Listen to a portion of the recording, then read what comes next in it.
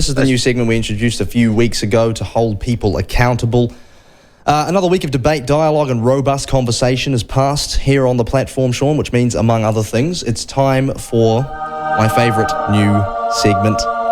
Yes, I have spread out my hands all the day unto a rebellious people who say, "Come not near to me, for I am holier than thou." Or, of course, the more contemporary, less biblical version espoused by our public relations staff we deal with. Please send this media request as an email so I can ignore it digitally as well. This is Holier Than Thou, the segment where we shed light on all the people, groups and organisations dodging public accountability this week. Now, if you're an avid consumer of the platform and this segment, you'll be aware that the elusive Green Party made the list last week for the remarkable disinterest in political discourse displayed by their Wellington Central candidate, Tamitha Paul. This week, though, we're going to go straight to the top of their food chain to call out co-leader James Shaw, who continues to completely ignore us, and investigative journalist Ian Wishart, who was on this morning, in our request for him to issue a privacy waiver allowing us to check the legitimacy of his Master of Science from Bath University. This, of course, follows on from previous revelations that Mr. Shaw's LinkedIn profile suggested misleadingly that he had a Bachelor of Arts from Vic Uni, when, of course, he had nothing of the sort.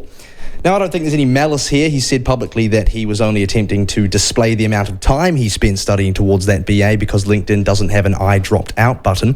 But we do have questions about whether he also claimed to have that BA at the time of applying for Bath University, questions which he and the Green Party, perhaps unsurprisingly, have no interest in answering. Which is a little bit confusing because I would have thought it was a completely straightforward thing to clear up if he hasn't put a foot wrong. And at the platform, if we hear straight from the horse's mouth that an allegation is untrue, we like to snuff out speculation as quickly and definitively as we can. But alas, the Greens once again make the list, and they make an example of themselves and how dishing out the woke-fueled silent treatment can cause more harm than good sometimes. Next up, another two-pronged tandem bike of question dodging brought to us by the education policy design firm School Docs and their client Mellons Bay School. If you're not entirely across this one, it's all right. It was brought to our attention last week that a primary school in Auckland was set to begin introducing disciplinary measures for children who misgender or fail to use the preferred pronouns of their classmates. Which on the face of it seems a ridiculous concept to introduce to 8-year-olds in the first place, let alone start punishing them over it. Primary school kids get into arguments about having to put a hat on when they go outside, not about existential challenges to the validity of their gender identity. But what do I know?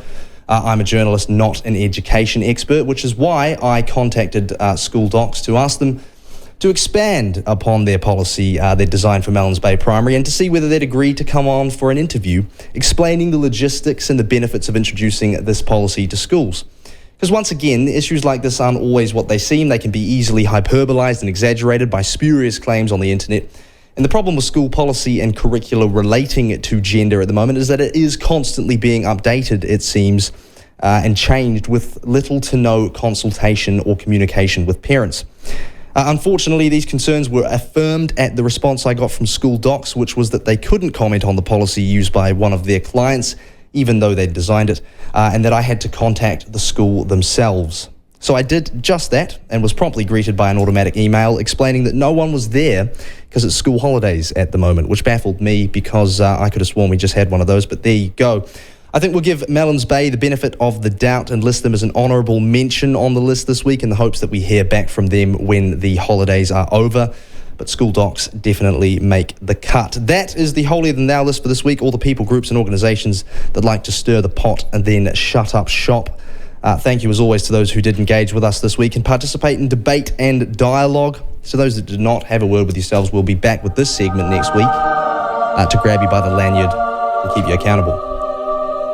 Back to Sean.